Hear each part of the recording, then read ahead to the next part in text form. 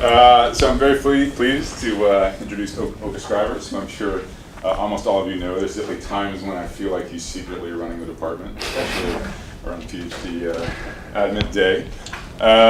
So Okke's, we had sort of an interesting start to our collaboration. In that Okke's first year, I was on sabbatical. I was in New York, and I'd gotten all this advice over the years, like when you go on sabbatical, really go on sabbatical, and like go far away. Like Dan never does this, but go far away. Don't let anyone sort of bother you. So I've been very diligent about that. I hadn't set foot on Stanford campus at all during Okke's first year. In June, I was in town for a very quick trip. I snuck in the back door at Gates. I went into my office. I'd been there like 30 seconds before I hear this knock. I saw you're on campus. and so Okke wanted to have a project to work together, and I was like, oh my God, I can't believe that for 30 seconds. So it was with some trepidation that I agreed. And so we had a sort of an effective rotation fall of the second quarter, and then of course by the end of that quarter, how could I not want to meet Okke and have him as a PhD student? So he'll be telling you today about his defense, learning, and incentives in computer science. Thank you, Tim, and thank you all of the members on the committee. I'm really appreciative for you reading the thesis and being on the committee. And thanks everyone who is here today hearing about the last 5 years of research that I've done in the next 50 minutes or so. So the way that I want to do it is I first want to give a high-level overview of what my research has been about in the last 5 years. And then I want to focus on two specific topics and go a little bit more in-depth in those. Now, I want to make sure that everyone can get along and follow the presentation. So if you have any questions for clarifications, feel free to ask them during the presentation. But I do ask that you hold sort of more extensive questions till after the talk. I saved about 10 minutes for some questions.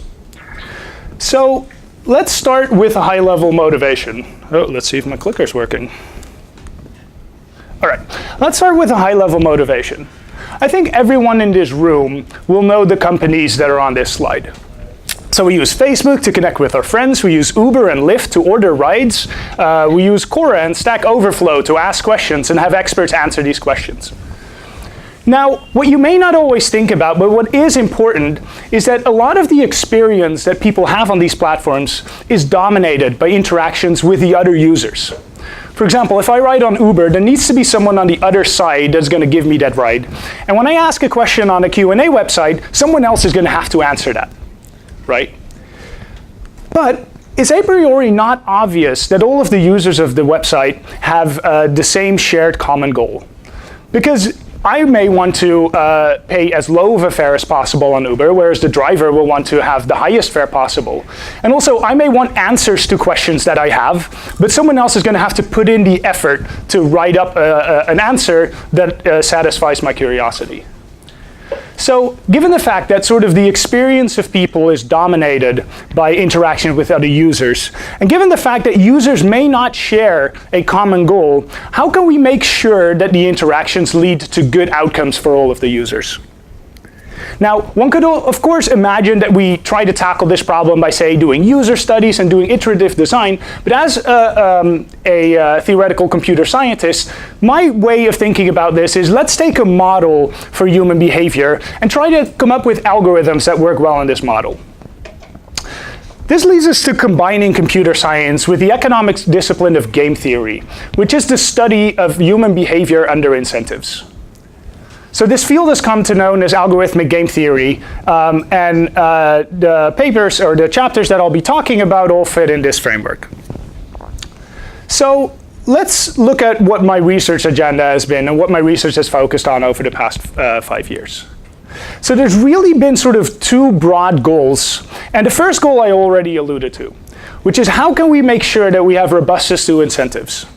So this means that as a computer scientist, we're going to look at areas in which people thus far have been sort of incognizant of incentive issues, see if these incentives can lead to sort of perverse incentives and ways in which people may not reach good outcomes, and come up with algorithms that correct for this.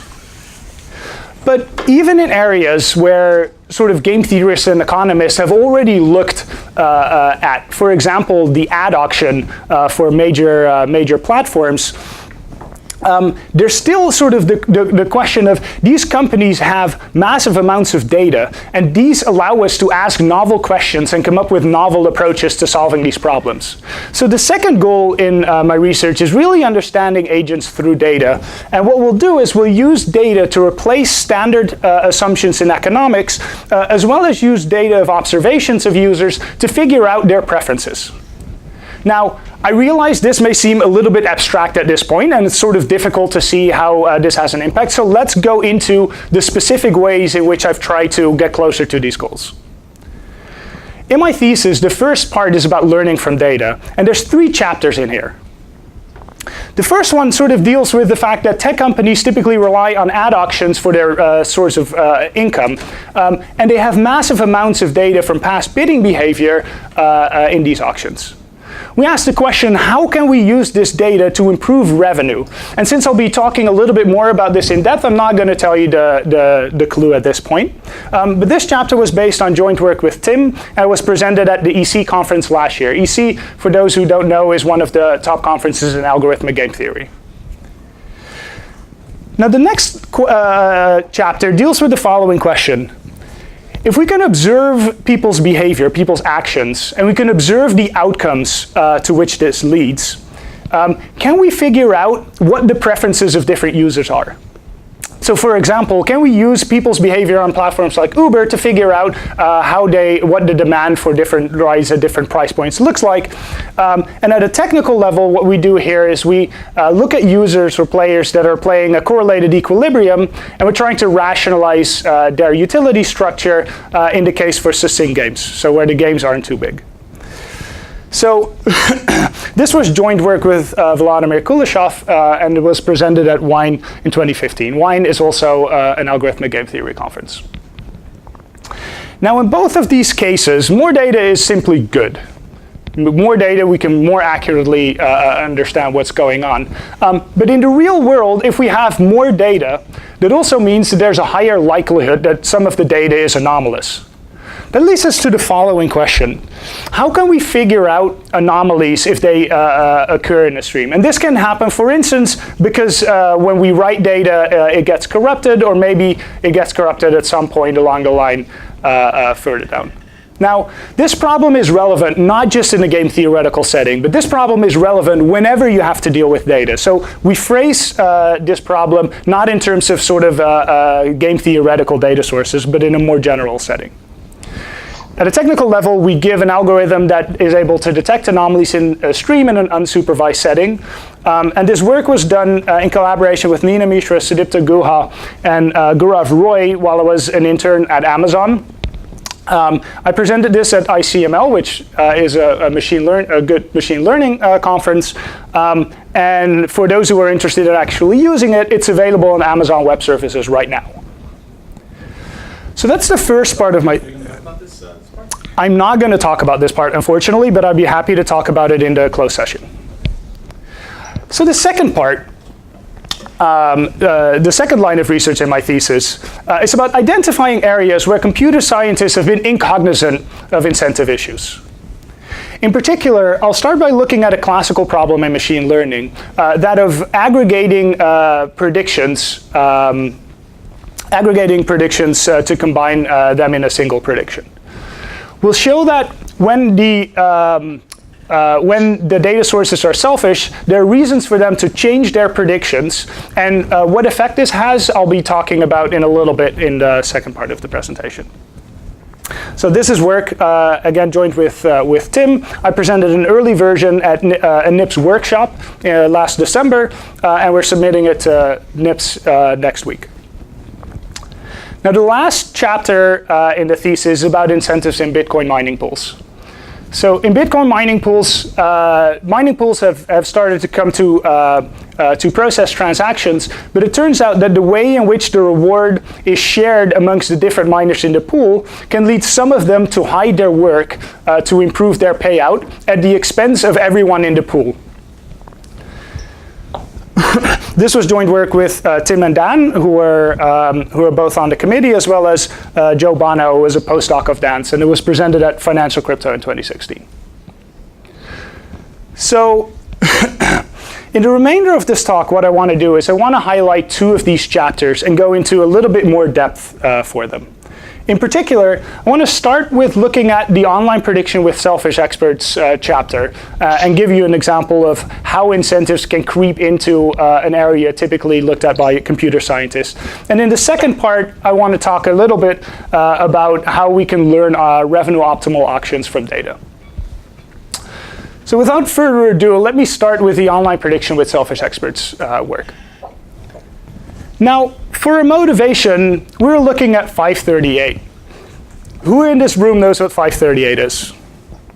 All right, that's virtually everyone. But for those who don't know, and what's relevant to this presentation is that 538 makes predictions for US presidential elections. And they do that really well. So in 2012, they managed to get every single state right, where in this case, getting a state right means that whichever candidate they said was most likely to win a state actually ended up carrying that state in 2012. So you may hope that they would have similar success in 2016, and unfortunately, this was not the case. In 2016, we can say that they probably were the best out of the credible news sources. So just to give you some perspective, they said that Trump had about a 30% chance of winning, which is a lot higher than, say, the New York Times or whatever had it. But admittedly, that wasn't quite as predictive as Breitbart turned out to be. So 538 doesn't do any polling themselves. So how are they able to come up with good predictions? Well, they operate as follows. And this is sort of a first-order approximation to how 538 works. First, they start with a bunch of different pollsters that run polls either at the national or the state level. And these pollsters make predictions. 538 comes along, and for each of these pollsters, they assign them a weight. And this weight is based on past performance data and sort of captures how predictive they think each of these pollsters is. Then, they simply take a weighted average, and they come up with their own prediction. So it's obvious that these weights that 538 assigns are important to the algorithm that 538 runs. It's important for them to come up with good predictions. But let's look at these weights a little bit closer, because they're actually available publicly online. You can go to the 538 website right now, and you can see what rating 538 has for all of the pollsters that they use in their aggregation. So for example, Survey USA does very well with a grade of an A, whereas Research 2000 does very poorly, and in fact is not even used by 538 in their prediction at all. This means that the weights aren't just important to 538 to make their predictions, they're also important for the pollsters themselves. Because if you imagine that you would want to get a poll done, which of these firms would you hire? Would you hire the guys that are not even used by 538 anymore? Probably not. So the fact that these ratings are public information has revenue impacts for these pollsters. So they care about the weight that they're assigned as well. So that motivates looking at the following problem. First, do the weights impact the actual reports that pollsters or experts can give? And if so, how? In which direction are predictions changed in order to get a higher weight?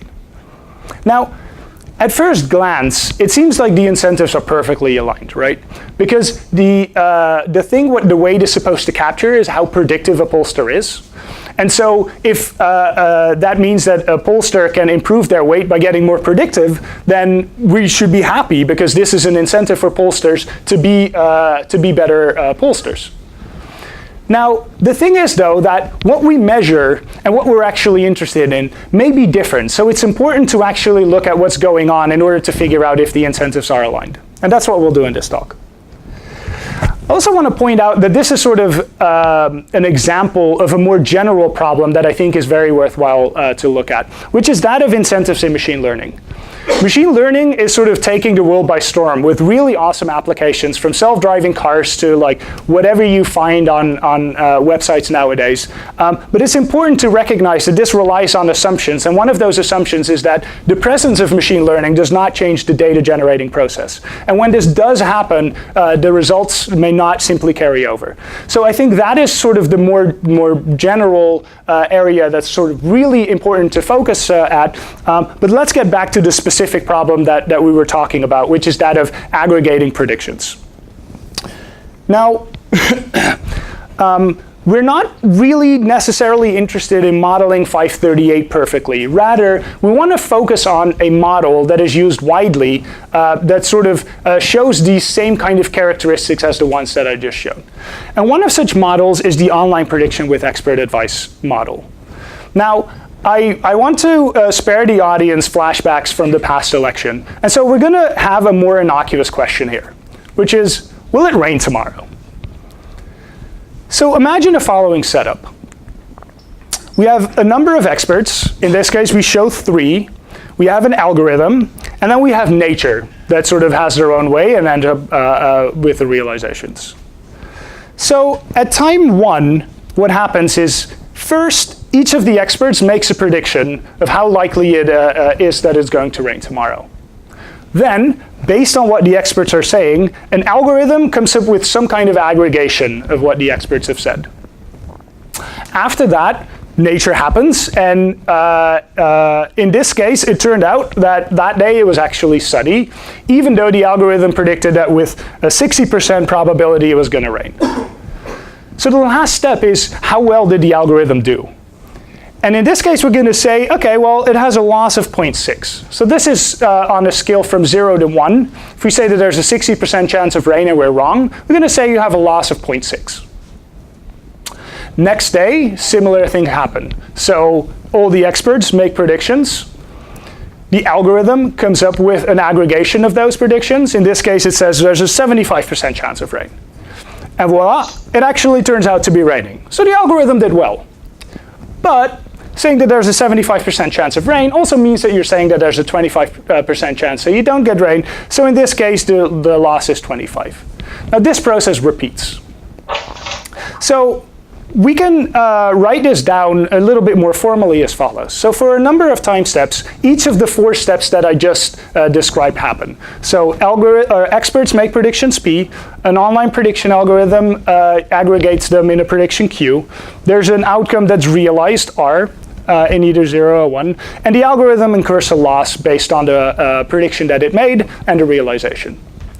For the people that are familiar with this model, there are many different variants. And so I want to point out that this is full information, meaning we get to observe what each of the experts say. This is not a bandit setting. In this case, we're focusing on binary outcomes, so there's not a broad outcome space. We're simply asking for questions that have a yes or no answer.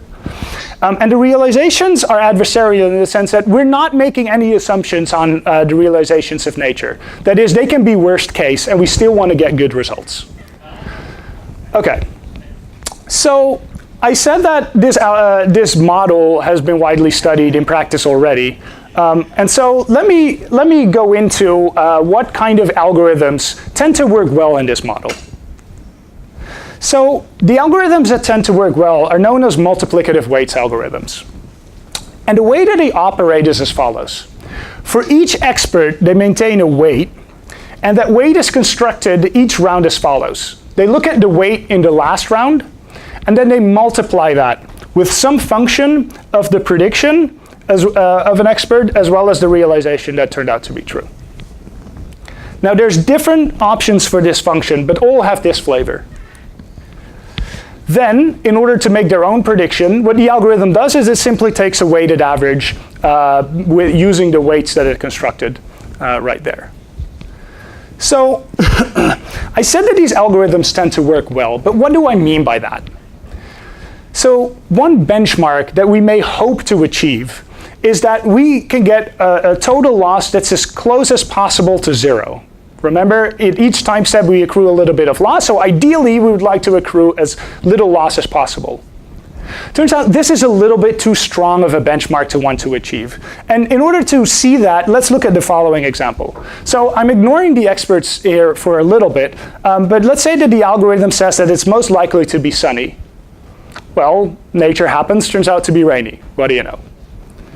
Next day, most likely to be sunny. What do you know? Rainy happens. This can happen at each and every time step.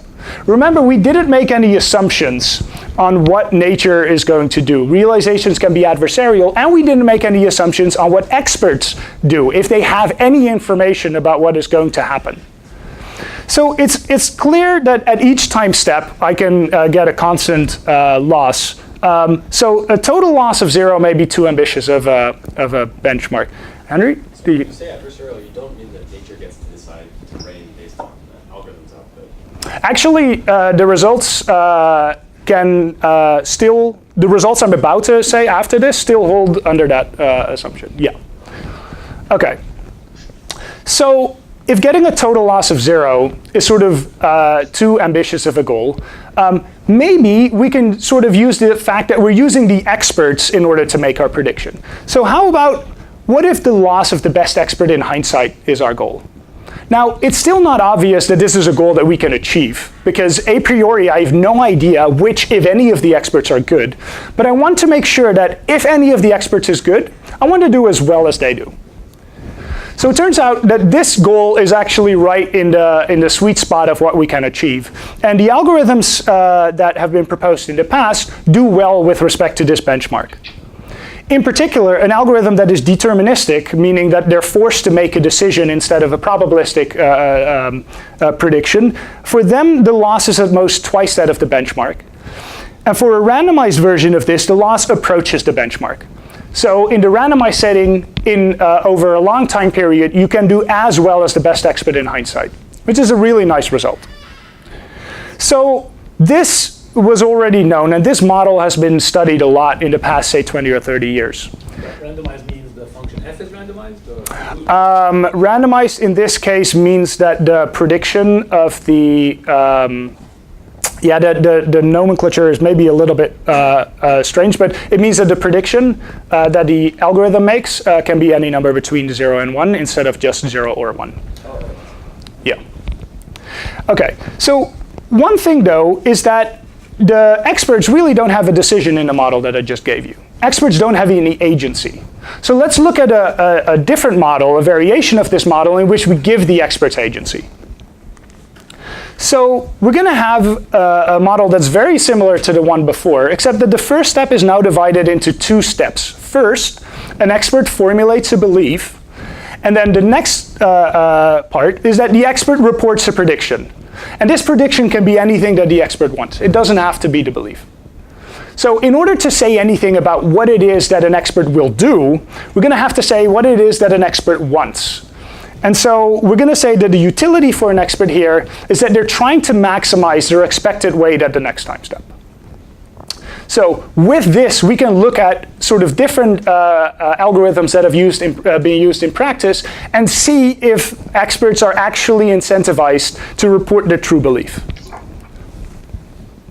So let's look at an example. In this case, we're going to look at the standard weight update rules, one that's sort of very common in practice, which is that the weight of an expert after each round is updated by 1 minus eta, which is a learning parameter, times the loss that expert would have had. So the absolute difference between the expert's prediction and the realization.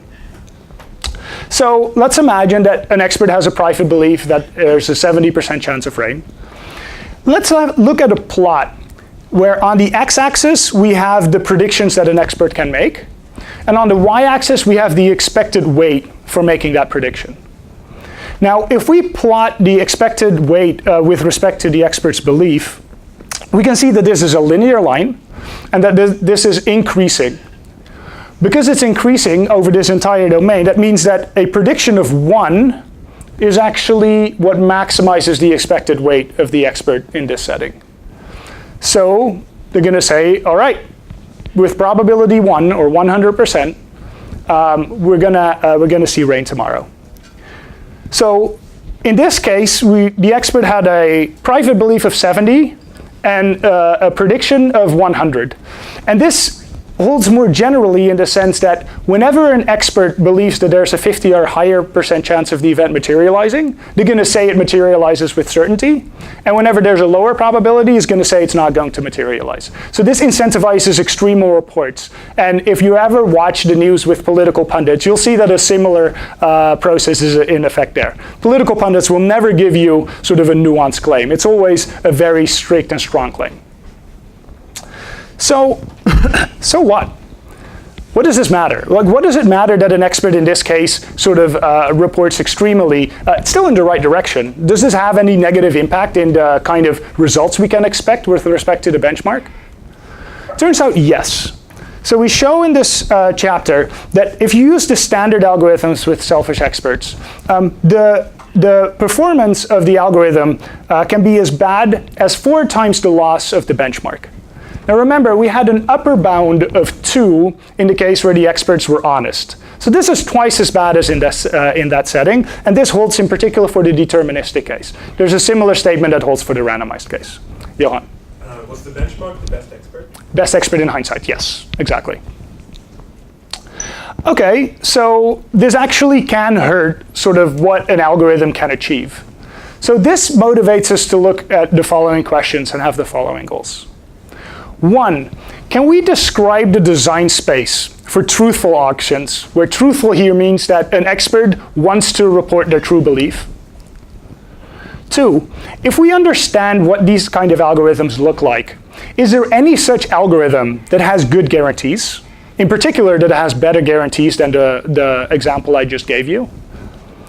And thirdly, is this model strictly harder than the classical model? Is it strictly more difficult to get good results with selfish experts as it would be with honest experts? So for the results, we first answer the first question. And it turns out that in order to design truthful algorithms, we need to rely on strictly proper scoring rules. Now, I realize not everyone in the audience will be familiar with strictly proper scoring rules, and I don't have time to give a complete answer to what they are, but I can give you an example. So we have the same setting. There's an expert with a private belief of 70%. In this case, we're going to use the Breyer scoring rule. So the Breyer scoring rule is very similar to the scoring rule in the traditional model, meaning that it starts the same. We have the 1 minus a times the loss. But then in addition, we sort of reward the expert a little bit for reporting a more uncertain answer. Now what happens if we use this scoring rule, and if we look again at this plot of based on what we predict, what is our expected weight going to be? Now in this case, it turns out that instead of a linear function, we get a quadratic function. Moreover, the highest point in this quadratic function is exactly at 0.7, which matches this 70%. Remember, this function looks slightly differently for each private belief that the expert has, and so no matter what the private belief of the expert is, they are always incentivized to report precisely what they believe. So the Breyer scoring rule is one example in which we can incentivize experts to report truthfully. So that sort of provides an answer to what is the design space for truthful algorithms. But that's still not clear that if we use this as a weight update rule, we can still get good results in the original model. So it turns out, yes, we can. So again, in the deterministic setting, we have an algorithm that has an upper bound factor of 2 plus square root 2, or about 3.4 times the loss of times that of the benchmark. So recall that this is better than ignoring the incentive issue, because a 3.4 approximation to the benchmark is better than a 4 approximation. But it's still not quite as good as we could with honest experts. So this again motivates the question, is this strictly harder to deal with than if we had honest experts to begin with? And the question here is yes. So they're actually, in the chapter, we show that there's a separation between the power of algorithms that are based on proper scoring rules and the traditional setting in which algorithms are, in which experts are honest. So we have a lower bound of 2 plus gamma, where gamma is a strictly positive constant based on the scoring rule. What is it? Oh, it basically, yeah, exactly. So for example, for the Breyer one, gamma is 0.25. There are different scoring rules that we use that have, I think, 1 over, I forget, but, oh yes, half square root 2 minus half, so like 0.2-ish, something like that. So yeah, think of it's about in the order of, say, like 0.1, 0.2. 0.3, something like that. So the factor of 4, so does it apply specifically to the standard scoring rule? It does, which is a very good question, because may there be some other non-truthful function that does get good results. So we do show in the chapter that under mild technical conditions, no algorithm can get close or they can get close, they cannot approach to. So that sort of answers that question, but that's a little bit more technical, and so I don't want to go into that right now. That's a good question, though. So let's look at a summary of what we've done here. So first of all, this chapter proposes the first model to reason about selfish experts and what it is that they'll report when based on algorithms that we may have. We also show that the standard algorithm in this case breaks down and that it does incentivize experts to report non-truthfully, and that this does have harm for the predictive power of the algorithm. And then we show that truthfulness relies on strictly proper scoring rules in order to come up with algorithms where truthfulness is a good strategy. We give algorithms that have good guarantees in this setting, but we do show that we generally cannot match the results that we had with honest experts. And just to go back to the point I made earlier, incentives matter in machine learning. And just as a community, I think that it's important to recognize this and to investigate what kind of impact this may have. So that's what I wanted to say about the selfish experts chapter. And so the next chapter that I want to talk about is learning revenue optimal auctions from data. Now, excuse me.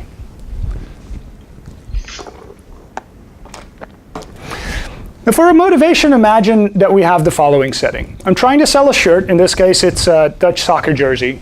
And there's 3 people that are interested in buying it.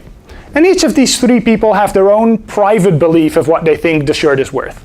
As you can see, the guy on the left and right may still have belief that the Netherlands can qualify for the World Cup, and the guy in the middle is not so sure. So let's say that sort of as a warm-up, we're not interested in maximizing revenue, but we have a more humble goal, which is just to maximize the welfare. That's economic speak for we want to give the shirt to whoever values it the most. So there turns out sort of auction theory as a wide history, and there's a simple way of doing it, though it's a little bit counterintuitive. The way that it goes is we ask everyone to just simply tell us what they think the shirt is worth. We'll then give it to the person who values it the most, and then we'll charge it the second highest price that was named. Now, I just talked for about 20 minutes about how people may not tell you their true beliefs, and it turns out, it's not difficult to prove, but it does take a little bit of time, so I'm not going to do it, that if you do it in this way, if you charge the second highest price, that this indeed incentivizes people to report truthfully, which means that you get your result of giving the shirt to the person who values it the most. This is called the second price auction, by the way. So that's all well and good, but why am I talking about auctions in a talk at a computer science department? Well, I already gave you the example, but if this was not my thesis defense, but some website, it will probably look something like this, right? No matter where you go online, in particular if you search or if you're on Facebook, on the right you'll always have ads that have something to do with whatever you're doing. In this case, there's a bunch of motivational ads that are right there. And so large tech companies that don't sell any services typically rely on advertising revenue in order to be profitable. And so this is one really big sort of driver of revenue in these companies. So talking about revenue, we sort of bypassed the question right here, but let's revisit it. What if we want to optimize the revenue that an auction makes? Should we do the same thing? Should we simply use the second price auction and then hope that it has good revenue? Well, in order to answer this question, let's look at a simpler example than the one I just gave you, one in which there's just one bidder. Now, that one bidder has a private belief that the shirt is worth $60. They report that because we have a truthful auction in which we're selling the data. They're saying, I'm willing to pay 60 bucks. But what is the revenue in this case? Does anyone want to guess?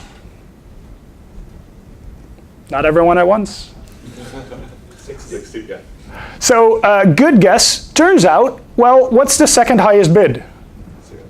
There is no second highest bid. So by default, the price here is going to be 0, so the revenue is 0. Not so great, right? So the second price auction is not a good idea here, but what's a different way in which, say if a single person shows up to buy something, that we can choose to sell it to them? Again, audience participation. Posted price, absolutely. So you walk into a store, you're not bidding against the other customers. The store simply has a price that they say that you need to pay in order to take the item. So a fixed price, let's say in this case $55, person shows up, thinks it's worth 60, they now can say whether or not they take the shirt. They say, yes, I'll take it for 55, and the revenue in this case is 55 bucks. Yay, success, awesome. Like that's a pretty good revenue. But what if his friend had showed up? The guy who thinks it is worth 50 bucks. So they show up, they say no, what's the revenue in this case? $0. We lost out again. So, so posting a price is the right thing to do, but in order to figure out what price it is, we need to sort of go into what economists have typically done in order to reason about the revenue in this setup. So the classical approach in economics is the following. We look at a plot where on the x-axis we have a particular price point that we're interested in selling the shirt for. And then on the y-axis we have the fraction of buyers that are willing to pay up to that price but no more. So that could look something like this, where in this case the peak on the right may correspond to the people that still have faith in the Netherlands to make it to the World Cup, and the peak on the left, the people that don't. For those who don't know, it's not looking good. Okay, so we call this distribution on the right the willingness to pay of bidders. And how can we analyze how well an auction does? And let's keep focusing in this case on just a single buyer. So the expected revenue of posting a fixed price P in this case is, well, P in case we sell the shirt, which is great. And the probability of that happening is exactly the probability that the person who shows up is willing to pay that price P. So in this case, it depends. That means that if a person is drawn uniformly from the distribution of bidders, we now have an expression for the revenue for a particular price P in expectation. Now, if we want to find the best auction or the best price P in order to do this, we simply take the value P that maximizes that expression. So for a single bidder, the optimal auction posts a price, and the price is chosen to maximize the expected revenue in this case.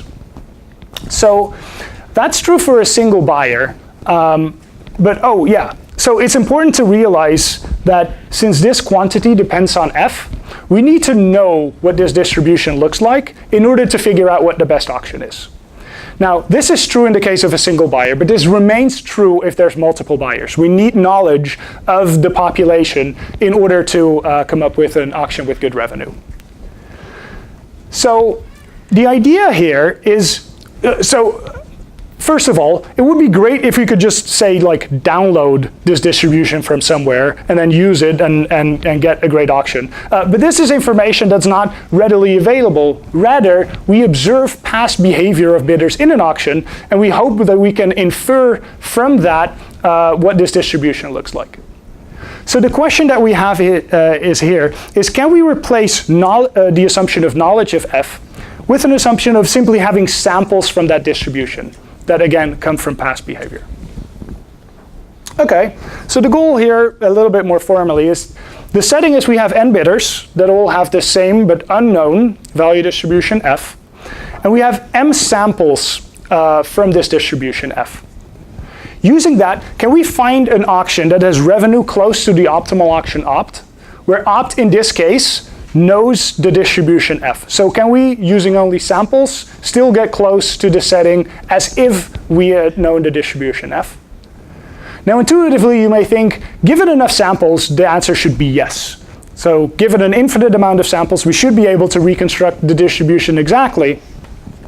So the question here as well is how many samples are necessary and sufficient in order to get close, in this case, within a factor epsilon of the optimal revenue. Now, like I mentioned before, or maybe I didn't mention, but there are some other papers that have looked at the same setting. And it's insightful to understand where our work fits in to look at different distributions F. So on this slide, I show a number of distributions. For example, here we have a uniform one, Gaussian, exponential, bimodal. And what turns out to be relevant for the problem that we're looking at is a distinction between distributions where the distributions on the left are ones that we call regular, whereas the distributions on the right are not regular. Now, regularity here is sort of an assumption that the tail cannot be too heavy, or it's a lock and cavity type assumption. And the reason that it's important in this particular problem is that we know that the optimal auction for regular distributions is quite simple. It's a simple variation of the posted price that I gave you.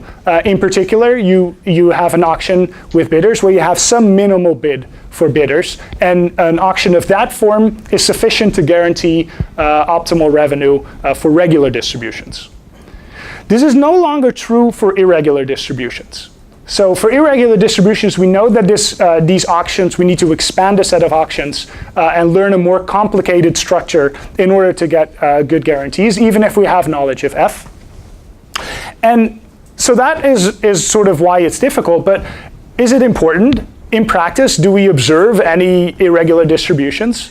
Well, yes, it's very easy to get them. So any bimodal distribution is typically irregular, which includes mixtures of Gaussians or uniform distributions. And in general, whenever we have a heterogeneous population where we cannot distinguish which group individual is a member of, we're going to have an irregular sort of joint distribution of the whole population. So these things obviously happen in practice, and so it's important to handle these as well. Ashish? Are you selling a single good or? Sorry? Are you selling a single item? That is a very good question. So technically the results hold for position and matrix auctions. So it's more than just a single, but it is single parameter. Yeah. Yeah, meaning we don't deal with combinatorial auctions in particular. So because Is it a single copy of the item? no, not necessarily. So multi-unit auctions, for instance, where we sell k identical copies, we handle those. Position auctions are, say, the keyword search auctions, where each different slot may have a different click-through, but sort of everything is captured by that click-through rate. We handle all of those situations. Yeah. So because the auctions on the left side on regular distributions are simpler, there has been quite a bit of work that have come up with algorithms to, in polynomial time, come up with an auction that uses a polynomial number of samples to construct an optimal auction. But if we look on the right-hand side, prior to this work, there was no computationally efficient algorithm that would work with multiple bidders. So the contribution of this work is that, precisely that. We provide the first computationally efficient algorithm for learning near-optimal auctions from data that have multiple bidders with irregular valuations. And we extend this as position auction. So Ashish's comment just now, is it just for a single item? No, it's also for position auctions that include multiple identical items and include the special setting of keyword search auctions. And we also show that we only need a small number of samples to do this. In particular, the number of samples is so small that if you look at an online version of this problem, where sort of this happens continuously, you can actually learn fast enough that you don't need a big stash of data to begin with. You can simply learn on the fly and still do as good in the long run. So that's what I wanted to say about learning optimal auctions. So let me sort of go back to what my thesis is about. So the first goal was robustness to incentives. And I've given you two instances in which we've shown that there exist incentive problems and in which there are ways in which we can avoid those. And then we analyze what the sort of the difference is between having to deal with incentives and not. And in terms of understanding agents through data, We've pushed the applicability for learning revenue optimal auctions beyond simple auctions with regular distributions into irregular valuations. And in the thesis as well, we give a general algorithm to understand preferences in small games, or games that have polynomial size description. But the broader takeaway point, I guess, is this, which is that this is an area in which a lot of things are happening all the time. I think it's very exciting, but it does mean that there's going to crop up more and more instances where incentives may play a role. And so I think even though we've contributed to these goals in certain ways, there's going to be many more ways in the future to do this. And I think this is a very exciting area to work on. So before wrapping up, though, I do want to give a little bit of credit where credit is due. So not everyone may know that prior to me doing my PhD here, I was actually a programmer in the video game industry. So the unfortunate thing was I was miserable there. I did have a coworker and a good friend of mine, Bert Heesakkers, who some night when we were at a bar, as two friends do, he gave in a heart-to-heart, he told me, Okke, why don't you do something useful with your life? Why don't you go get a master's degree? So, so initially I sort of kind of didn't take it too seriously, but he planted the seed. I started thinking about it more and more, and eventually I did enroll at the TU Eindhoven. I got my master's degree there. And it was during that degree that I realized that I'm having way too much fun learning new things. I don't think I can go back to industry quite yet. And so I decided to apply for a PhD program. And remember, my background was in video games, and so naturally I was interested in graphics. So I applied to different places, and the person at Stanford who had sort of the trust in me and the belief that I could do a successful PhD here was Ron Fetke. I'm really appreciative for the trust that he has shown in me. Unfortunately, after a while, I realized that I did not want to do research in graphics, but I was interested in doing research in algorithms, something I had done during my master's. So I guess the last person on this slide has to be Tim. He already... I don't know. So Tim already gave you a little bit of how we came to meet each other. I want to give you the other side of that story. So absolutely, I jumped into his office. I jumped on the opportunity to work with him. But Tim didn't simply just say, yes, come work with me. It was like, well, yeah, you seem like a nice kid and everything, but you know what? Like, it's difficult for me to support all these students, so maybe you should TA a class. Ah, I know. I'm teaching a class next quarter. How about you TA that class, and that way you sort of fund this rotation. So obviously I did that, and I'm very glad that I did. And after that quarter, having learned a bunch in my research with Tim, I was like, okay, well, how about we keep this going? How about you become my advisor? Tim's like, that's a good idea. That's yeah. But see, I have this problem. See, I'm teaching this other class next quarter, and I haven't found any of my students to be willing to teach it. So maybe. So long story short, yeah, I should have known better to bargain with a professor in game theory. But in all seriousness, I mean, Tim has been an incredible mentor throughout these years. There's so much that I've learned from him and that I continue to learn.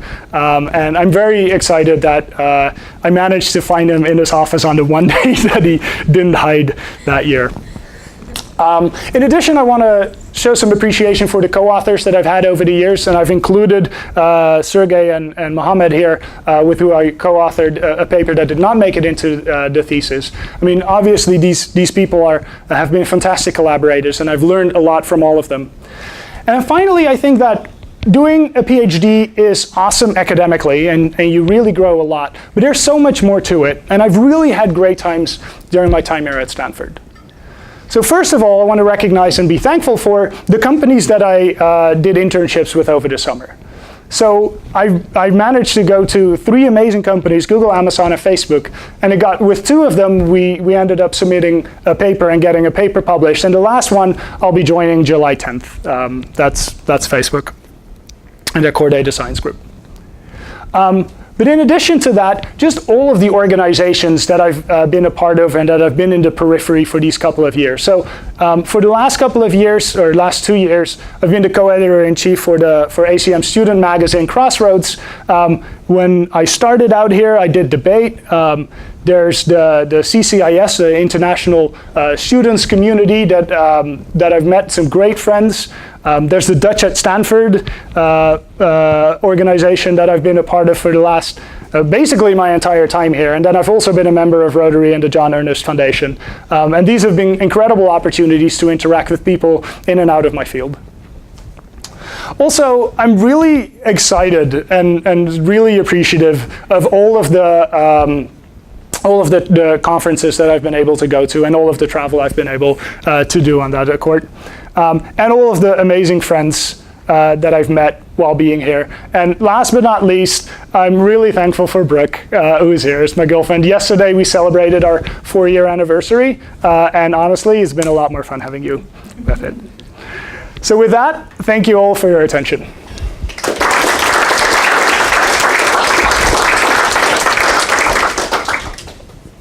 All right, we have a couple of minutes for any questions that you might have. Zach. In the learning optimal options part, there's an assumption that the underlying distribution is static over time. That's a very good point. So that assumption is there. Because we show that you don't need that many samples, one thing you could do is simply learn just based on, say, like the last week or 2 weeks or so. So that should give you a less or a smaller dependence on sort of changing distributions over time. Yeah. Yeah, Matt. I'm thinking about these willingness to pay distributions. Mm-hmm.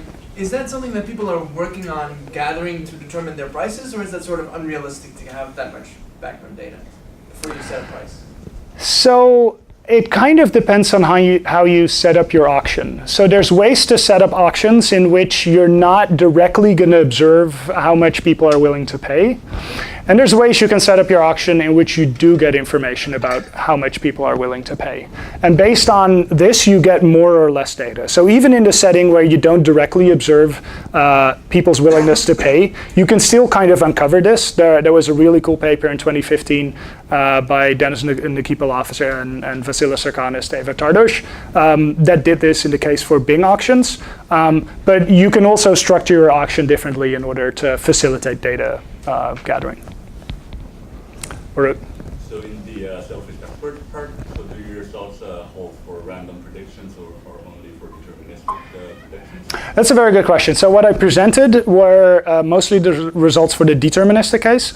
We have comparable results for the randomized setting as well. In particular, the lower bounds all go through with a division by 2, which does mean that there's no regret algorithm possible in the case for